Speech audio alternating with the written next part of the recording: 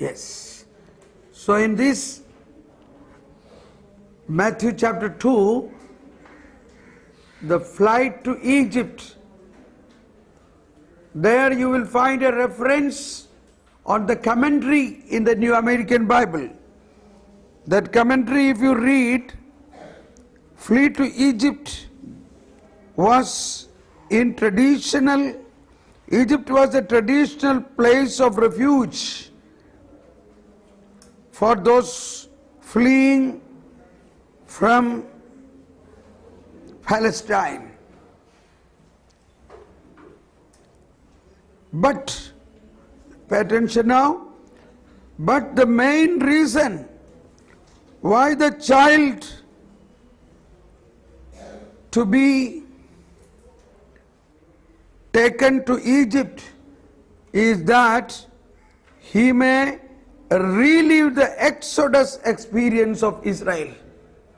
It was not only that because they were afraid of Herod's persecution. In fact, before I read this interpretation in the Catholic interpretation, when I was in Holy Land, we went to Egypt. I was leading a retreat, 11 days retreat in the Holy Land. So the last stretch was in Egypt. We were very much upset. Oh, we had to travel into this desert. We were not happy at all. But when we reached Egypt, when we visited the place where the Holy Family were camping, Holy Spirit told me, don't think that the Holy Family came because of fear of Herod. Why should he fear about Herod? He is God. They came in order to relive the Exodus, in order to go through all that places where 400 years of slavery the Israelites had to go through, to have a reliving of that. And at that moment all our tiredness went away and we were so joyful. Then we spent more time and spending all other places of Marian importance in Holy Land, and we decided again to come back to, not Holy Land, Egypt. We felt like going back to Egypt again and again. I don't know. So these are, we normally think because of Herod they went, but that was not the main reason. What paragraph? The interpretation is available in the Catholic New American Bible. Do you have a New American Bible? Then you will find against this word 2:13 to 23. Matthew 2:13 to 23. You will get this written there. Okay. So now we continue to the next paragraph, that is the massacre of the infants.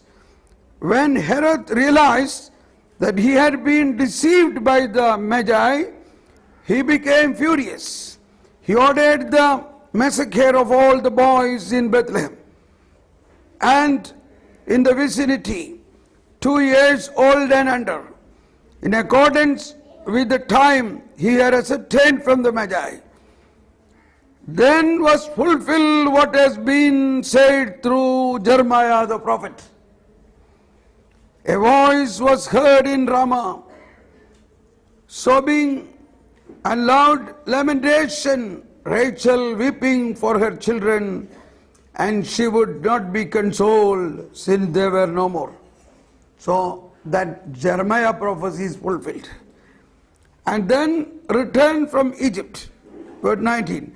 When Herod had died, behold, the angel of the Lord appeared in a dream to Joseph in Egypt, and said, Rise, take the child and his mother, and go to the land of Israel, for those who sought the child's life are dead. He rose, took the child and his mother, and went to the land of Israel. But when he had heard that Archelaus was ruling over Judea in place of Father Herod, he was afraid to go back there. And because he had been warned in a dream, he departed for the region of Galilee. He went and dwelt in a town called Nazareth, so that what had been spoken through the prophets might be fulfilled, he shall be called a Nazarene. So, all right, okay. So that's it. Now, this gives us, what do you feel now after going through this type of a study? In this way, you must study at least all 4 Gospels. Read every paragraph and find out in the footnote where is the connections to the Old Testament and also to the New Testament, other part of the Gospels, and also to... Okay, so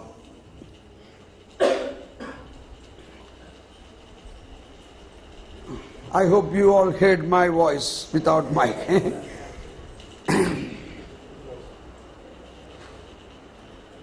It will be a very good exercise to study the New Testament in this way. Go to the New and from New to Old. You know, first time when I taught this in a Bible study seminar like this or a retreat like this, it was in Germany. When I finished these 2 chapters, I saw some sitting and crying. A young woman. Normally Germans are not like us. They are more strong. They don't cry so much. But particularly public, they don't cry at all. If at all they cry, they may go out somewhere and cry. So then everybody was furious. What happened to this girl? We just read the Bible, study things like that. Then she came forward and she was sharing. She said, I feel such a repentance because I thought this Bible is a story written by some people and they wrote what they liked, what came into their ideas and imaginations. It's like a book of fiction. But now this made me to understand all what was spoken through the prophets 700, 800 years back, exactly even the location of that stable, everything is fulfilled. This is really a word of God. Oh, what is stupid I am. I have never thought like this. This gives us a strong faith in the first aspect of the faith. What is that? What God has spoken will be fulfilled. Followed by a woman who said she is a religion teacher. She studied theology for 4 years. She said, in my 4 years theology studies, I never studied Bible in this way. This makes a lot of meaning to me.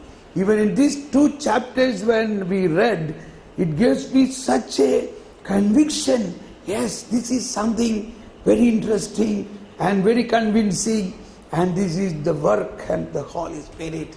This I must study this way. Followed by an elderly person came forward, a German. He said, I am 75 years old. I retired as a chief executive officer of an international bank. And I must admit that I have studied and did so many seminars and so many conferences, what not, and I traveled far and wide the whole world. But at least at the evening of my life, I could study what God and what the Word of God is. And he was so thankful for that. I know. You understand what I said. So it is important the way we study the Bible. It's important the way we study the Bible. So this is one way. Definitely there may be many other ways. So don't stick to only one way. You also try. Now another way is try to find out the Greek, Latin translation of at least some of the important words. Then you will find what we understand is comparatively much different than what the original languages teaches us. Okay, so this is one thing. So we stop that aspect of Bible study. So this I explained to confirm what Jesus said. A scribe who became the disciple of the kingdom of God, he would study the scripture like a household, taking from the new and the old together. New and the old together. We should never quote only an Old Testament word and say, oh, Moses said like this, Bible said like this. No. Bring life to that from the New Testament. Who are we? We are in the New Testament. We are in the time of Jesus. We have to find connection to all the Old Testament with respect to the New Testament. And that is what Jesus himself was telling. Listen to me. You have heard eye to eye, tooth to tooth, leg to leg. But I said to you, no resistance to what is evil. I said to you, love your enemy. So I said to you, what should we do now? Should we listen to Moses or to Jesus?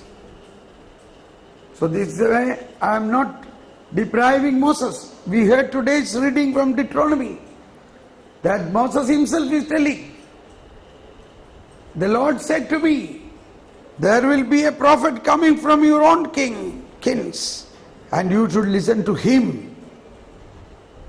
So Moses himself is telling that. So in our understanding of the divine revelation, this is very important, and particularly for our personal experience of the kingdom of God and its righteousness. Now, let us take a portion from Luke's Gospel, chapter 7. Luke chapter 7. Anita, where is mine? Luke chapter 7. This is continuation to the teachings about the justification and the new wine, the good news, all these things. Continuation of the teaching of yesterday. We have to little more go in detail about this. What is the difference between the Pharisees and Jesus' teaching? What is the difference between the old teaching? Come on, quick. Luke chapter 7, maybe 36, that woman. The pardon of the sinful woman? Huh? Pardon of the sinful woman. Pardon of the sinful woman, yes. Now here also you will find the triangle. What is the triangle now? Jesus, sinners and the Pharisee. Come on, everybody read that. A Pharisee invited him to dine with him. Oh, that's a wonder. That's a wonder that a Pharisee invited Jesus to dine with him for a dinner in his palacious bungalow. Okay. Come on. And he entered the Pharisee's house and reclined at table. Now there was a sinful woman in the city who learned that he was at table in the house of the Pharisee. Bringing an alabaster flask of ointment, she stood behind him at his feet, weeping, and began to bathe his feet with her tears. Then she wiped them with her hair, kissed them, and anointed them with the ointment.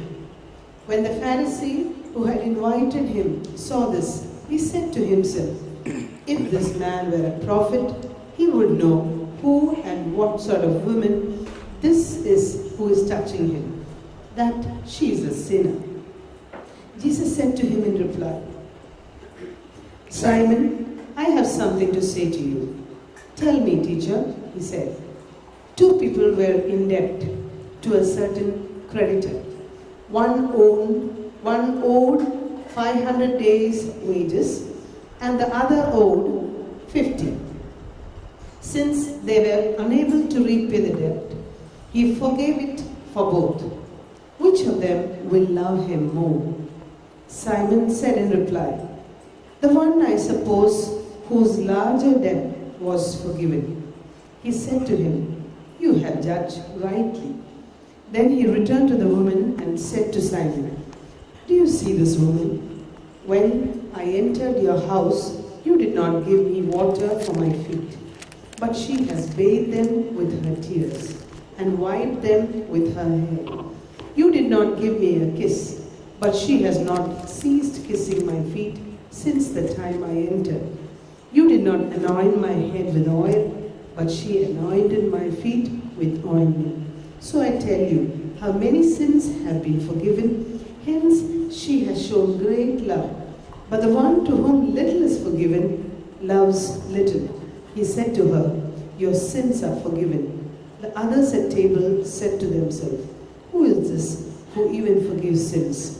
But he said to the woman, your faith has saved you. Go in peace.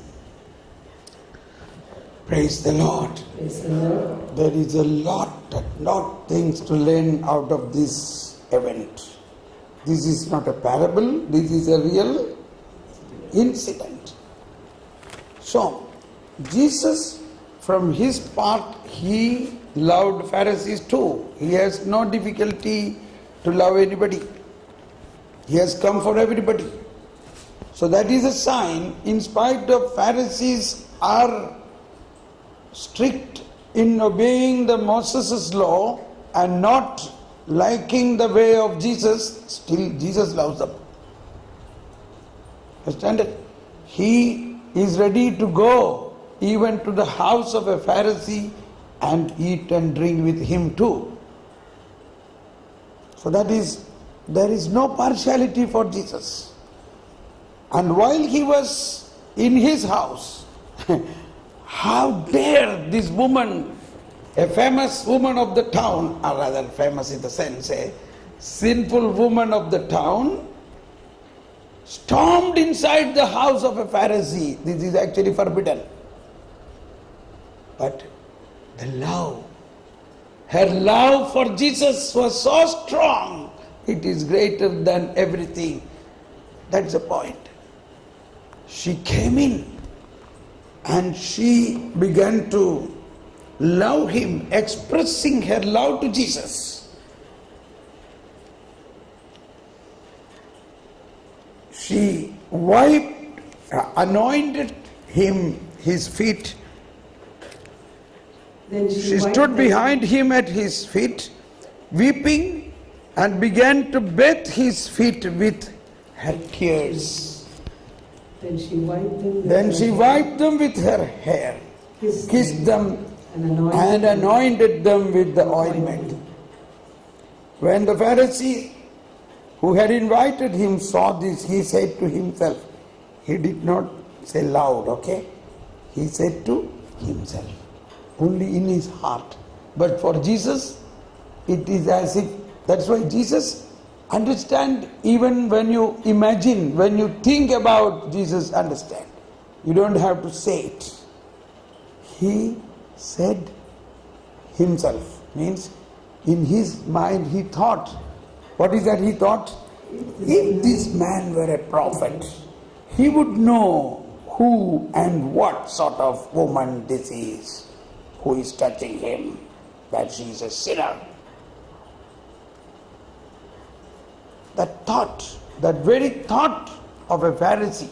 Now, remember what I want to bring home. When we think like a Pharisee, It is pain for Jesus. Now this Pharisee is criticizing Jesus and the sinner. That thought, the very thought came into his heart. Then Jesus immediately said, Simon, I have something to say to you. Tell me, teacher. Two people were in debt to a certain creditor. One owed 500 days' wages and other owed 50. Since they were unable to repay the debt, he forgave it for both. Now, you know, this word forgive, forgave, when Jesus used, this is terrible for them to hear, because in their dictionary this word is not there.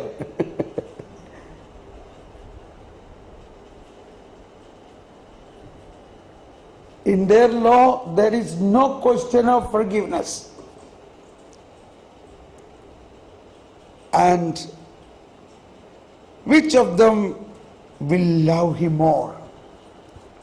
Simon said in reply, the one, I suppose, whose larger debts was forgiven. Now what is he talking about? Release and forgiveness of sin. So somebody has done more sin, somebody has done less sin. Both sins are forgiven. So who experienced more love? One who is a bigger sinner. Do you think this way when you see a big sinner? When we see a big sinner, this is the way Jesus thinks. This is the righteousness of God. A great sinner, now all these things, in another way, many of you have read the Diary of Saint Faustina. Yes or no? Nobody? How many of you read the Diary of Saint Faustina? Yes, many. So, God, Lord Jesus has revealed to her in so many volumes, so many days, the deeper meaning of mercy. That is how this world famous Divine Mercy picture, Divine Mercy chaplet, everything came such wide. It has become such popular. And this Faustina lived in such a strategic place and town. What was that place? Krakow. What is the importance of Krakow? Krakow's importance was that is the place where in the time of Hitler millions of Jews were burned alive. In the same place of fountain of mercy. Okay. So, Jesus revealed to Saint Faustina, a greater sinner has right to receive, or a great sinner has right to receive greater mercy. It is the right of a sinner to receive greater mercy. And here, now further we see, then he turned to the woman and said to Simon. He turned to the woman and said to Simon. See the expression.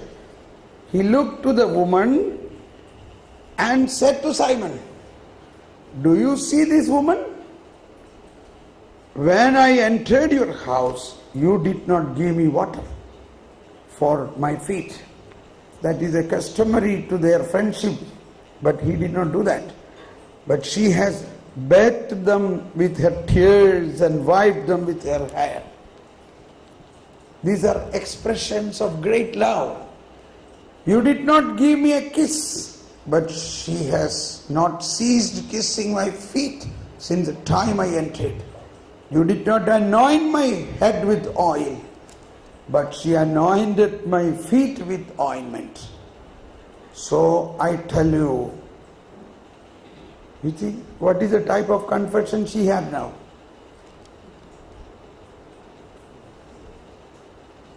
So I tell you, her many sins have been forgiven. Hence, she has shown great love. What she has shown? She has shown great love.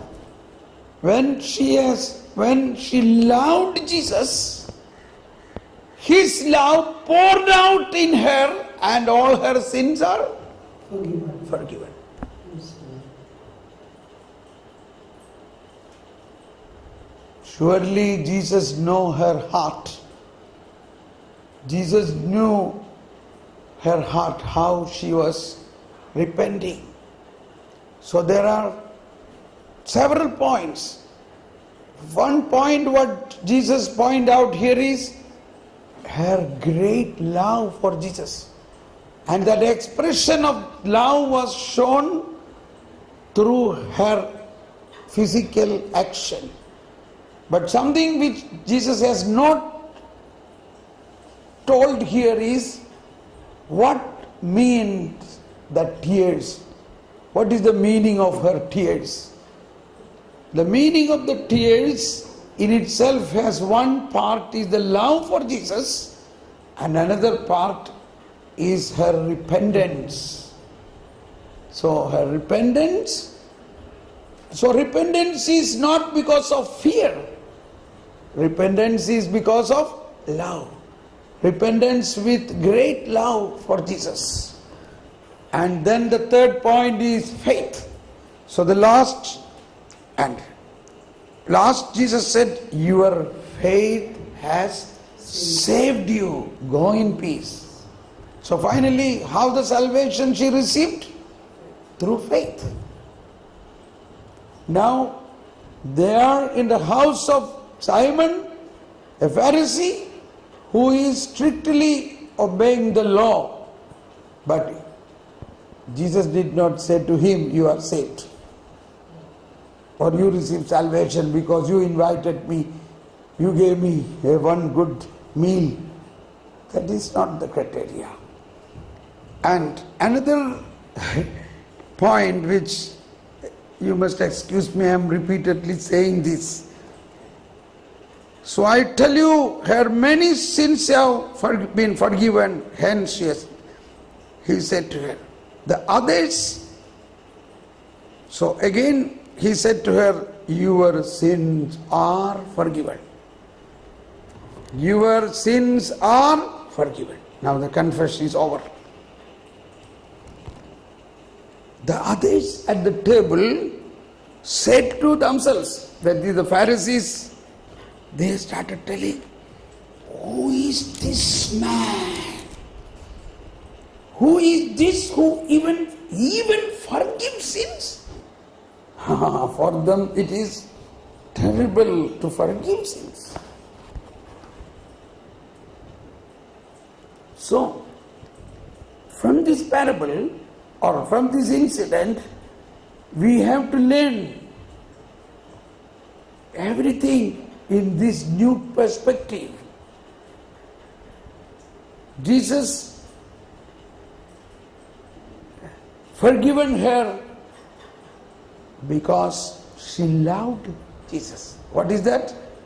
The love for Jesus.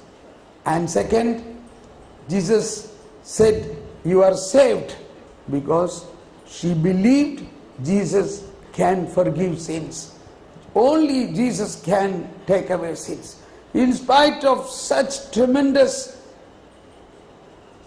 situation among the Pharisees who are in opposition to this type of sins in Jesus, this woman had strong faith and she went forward in faith.